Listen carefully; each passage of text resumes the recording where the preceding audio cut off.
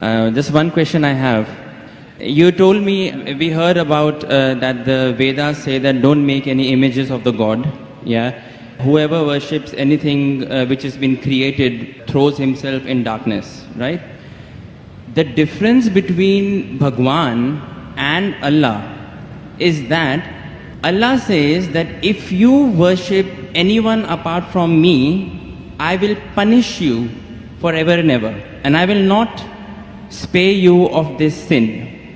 But nowhere in Hinduism's books would you see that Bhagwan is saying, okay, if you worship anything apart from me, you will be put in Narak, which is the Hindi word for hell, forever and ever.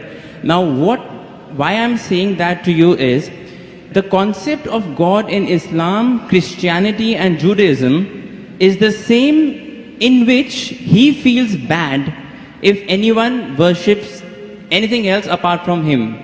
But the concept of the other side of the religions, which is Hinduism, Buddhism, or those sides, the concept of God there, I think, is more, the God of those religions is more large-hearted, because he doesn't say to you that I'm going to put you in hell if you don't worship me. Although I understand that it is wrong to worship idols, it is wrong to worship created things.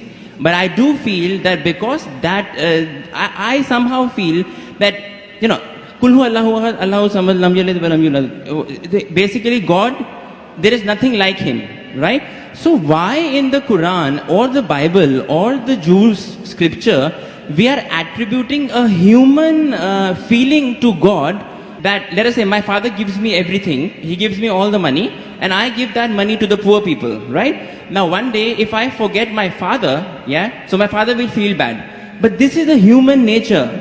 God is more large-hearted than that. Even if I don't worship him, he should have no problems. You know, he should not put me to hell, because that's egoistic. Egoism is a part of human nature, not of God, is what I feel, according to my understanding. rules. Brother Rahul is an old friend of mine, mashallah. Whenever I come to Dubai, no question answer session goes without him asking a question. He's following me since many years. When I came in 2005, when I came last year, and yesterday night, we had a good session for a couple of hours. And though he didn't mention his name, he's Rahul, mashallah. And we pray that may Allah guide him. Inshallah, may Allah give hidayah. And he asks very good questions. Always difficult questions, very good questions. I like it. It's a challenge for me. He asked me new question. I like challenges. And always I say he asked a good question. This is one of my last questions, sir. One of my Last question before you accept Islam. One of my last questions. Before you accept Islam. Clarify this. It just struck me. Actually, He told me he will not accept Islam in public, so I don't know problem. No, it's okay. Will you clarify me on this? I'll clarify with you, and I won't ask you to accept Islam in public. We have done that yesterday. So Islam is a glorious religion, and it's given me a lot of peace, and I can say many good things about it, but please clarify. And you told, I'll clarify. You told me you have spent more time studying Islam than what you spend time in getting your degree of engineering. It is right. That's right. And I enjoy it more. Therefore, I enjoy your questions also. The brother asked a very good question, very attacking, very tricky, difficult question, that he understands that all the religions, Christianity, Islam, Hinduism, say there's no God except one God, don't make images, don't make idols. But Islam goes a step further. He will forgive any other sin except the sin of shirk. Surah Nisa chapter 4 verse 48, Surah Nisa chapter 4 verse 116. But in Hinduism, nowhere does it say that if you do shirk, Allah will not forgive you. Before I ask you a question about large-heartedness, nowhere does the Quran say that if you commit a murder, Allah will not forgive you. Brother, nowhere does the Quran say that if you commit murder, Allah will not forgive you. Does it mean that I will go and commit murder? Brother. Repeat again, sorry? Nowhere does the Quran say that if you commit murder, though it is the second largest sin in Islam, in the major sins, number 2 is committing murder of an innocent human being. Yes. After shirk is murder. Though the Quran says in Surah Ma'idah chapter 5 verse 32, that if anyone kills any innocent human being, unless it be for murder or for creating corruption in the land, it is as though you have killed all of humanity. But nowhere does the Quran say that if you commit murder, Allah will not forgive you. Allah will never forgive you. Does it mean that I will go and commit murder? No. Yeah, enough. Same way, when the Vedas don't mention that if you don't do shirk, Allah will not forgive you, you should not do shirk. I understand. Very good. You are an understanding person. I'll come to the large-hearted one afterwards. I haven't answered your full question. I've only answered the first part of your first question. I'll come to your large-heartedness afterwards. Yeah, I mean. I'll come to it. That's fine. Yeah. But I like, cutting down the questions so that you understand better. Yes. Or if you understand, the other people also should understand. You're an intelligent person, I know that. Sure. MashaAllah, engineer done from UK. That's what he told me yesterday. Now coming to your part of large-heartedness. Yeah. That in Islam, if you don't do this, I'll punish you. That is a human nature. That if the father gives money to the son, son gives in charity, tomorrow the son doesn't ask about the father, so father feels bad. It's human nature, I agree with you. God is far superior, I agree with you. Yes. So why does God feel bad? Yes. Very good question, very intelligent question.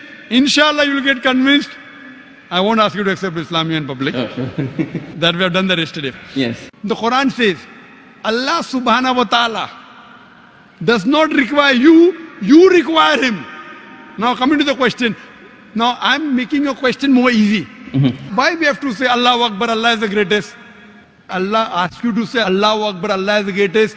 Tomorrow if you don't say Allah is the greatest, do you think Allah will become less? No. No. Yeah. Whether you say or not, Allah is already the greatest. Irrespective whether you say or not, it will make no difference, not even an iota of difference. He is already the greatest. He will remain irrespective whether you say or not. Why does he ask you to say that is the question.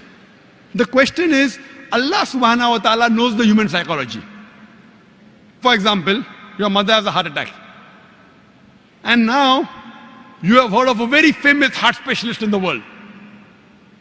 If you know he's famous, he will give you some advice for your mother.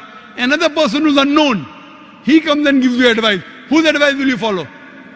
Repeat again, sorry. If your mother has a heart attack, yeah, there's a person who you know is the most famous heart specialist in the world. I would follow the advice of the specialist. Why? Because you know he's number one, he's most famous. Yeah. So the reason Allah asks you to praise him is not for his benefit, it's for your benefit. Because the moment you praise Allah, you will follow his advice. Agreed. By following his advice, Allah will not benefit, you will benefit. Yes. By the doctor giving advice to you, he will not benefit. Yes, you may give him fees so that way he'll benefit. You aren't giving any fees to Allah. Yes. So Allah doesn't benefit anything. But the moment you praise him, it is human. When you say Allah is the most wise, Allah is the greatest, Allah is the most merciful, most wise, he gives advice, I'll follow. Most greatest, I'll follow him. Most merciful, I'll follow him. So you say all these praises not to benefit him, to benefit yourself. Agreed. Yes. So when you worship him, it does not benefit him, it benefits you. Yes. When you follow the advice of the doctor, it will benefit if you give him fees. Yes. You don't give any fees to Allah. Yes. It benefits you. Yes. So same way, Allah is large-hearted. By punishing you, do you think he will benefit? No. By punishing, he becomes. I'm coming to it, brother Rahul. Yeah. Let me complete my answer. Sure. Yeah. By punishing you, he will not benefit, but he is giving you a fear. Why? If you have alcohol, he will punish you. If you have drugs, he'll punish you. Whether you have drugs or what difference does it make to him? Now, if he says, okay, don't have drugs, but if you have drugs, I will not punish you, then will you have drugs or not? You will have. If I give an examination, write two. No, I won't have. If I'm convinced it's wrong for me, I won't have. I don't need that fear of the hell. The fear of the hellfire to be put in my mind. Yes. To avert me. God convinces people in different ways. Some people with reason and logic. You're a logical person. You're convinced with logic. Some people want fear. Some people want punishment. Some people want reward. There are 3-4 types of ways which Allah speaks. You get convinced with reason and logic. You're like me. Yeah. You're like me. Yes. Some people, they are not convinced reason logic. Leave logic. I'll get reward. I'll do it. I'll get punishment. I'll stay away. So, लेकिन सच क्या है? होता क्या है? Reality में is the fear is it reality? होएगा? Yes. I'll tell you. Reality is that the hellfire is there and the punishment is there. Brother, right? let me complete the answer. Yeah. Will you allow me to complete the answer or you will? Yes, please. Let me complete. I'll give you a chance. Ji. I'll give you a chance to say that you're convinced. Yes. But before I complete my answer, you're interjecting. Sure. Yeah, please. After I complete, I'll give you a chance and ask you. Sure, yeah. Now, there's a teacher taking an examination. 2 plus 2 is how much? 4. Convinced? Now, there are some people, the teacher says, okay, now in the examination, those who write correctly will get plus point, will pass. Those who don't write correctly will fail. Now, when the teacher is telling hundreds of things, it's difficult for everyone to remember. But if you what you remember, you write. If you write correct, I'll pass you. If you write wrong, I'll fail you. So now the student starts memorizing. He starts like you passed your engineering. You are afraid of failing. Yes. If you wouldn't have studied, you would have failed. So teacher says, no problem. Even if you write wrong, I will give you part degree. Will you study? No. Though you're logical, you understand Boyle's law, you understand trigonometry, you understand chemistry, but to remember, you have to stay awake, you have to slog. Teacher says, no problem, you understood? You write in the examination, right or wrong, 2 plus 2 is 3, I will pass you. Will you study? Well, it depends. I won't, but probably someone who is more sensible I'm would asking study you. to learn some knowledge. Correct. If the teacher says, now your aim is to get the degree, Yeah. once you understand, if you fail, you won't get the degree. Yeah. So here Almighty God speaks logically. Some people logically doesn't make a difference whether hellfire is there or heaven is there. Other people, you do it, you get a reward. Like when you speak to your child, sometimes you speak logically, sometimes you say, I'll give you a chocolate. Yes. Sometimes, ek lafa marunga. Yeah. I will give you one slap. Yeah. So this is what God knows the psychology of the human being. He's our creator. Sometimes logic, sometimes reasoning, sometimes reward, sometimes punishment. But once he says he has to follow, he can't lie. Once he says, he has to follow. So he's trying to convince you, suppose your son. Yeah. I know you're not married. Yeah. I know you're not married. Inshallah, one day when you get married, and if your son, Yes. and your son, inshallah, I'll marry a Muslim, inshallah. Yes. Inshallah. So your son, when you have a son, Yeah. 5 years old, he wants to jump from 10th floor. You say, my son, don't jump, you'll die. I want to jump. You will die. No problem, I want to jump. One slap you will give him, right or wrong? Yes. You will tell him, I'll slap you. Yes. Yet if he wants to jump, you will slap him. A Yes. father is cruel to be kind. Is your intention to hurt him? No. Your intention is to hurt him little so that he prevents from the bigger hurt. Yes. So here if he says, no, I'm only acting. Maybe for little time you will think, I'll punish you and you don't punish him. But if he wants to jump, you will not wait till he jumps. You will give him one tight slap. The same way God here, he tells you this is good, this is bad, this is reward, this is punishment. And once he says something, he's honest. In Islam, God is the most kind. He wants the human being to improve. The other God, okay, no problem. Even if you write wrong, I'll pass you. What kind of a teacher is this? Suppose tomorrow, there's a student studying with you. He writes wrong answers, you slog, you stay awake in the night. This person plays hooky, enjoys, writes everything wrong. And the teacher says, both get first class first. Will you be happy with the teacher? No. Why? You are a very unkind person. Very cruel. Unkind, not a good human being. I am wrong. Because you believe in justice. So besides God being kind and merciful, He is also just.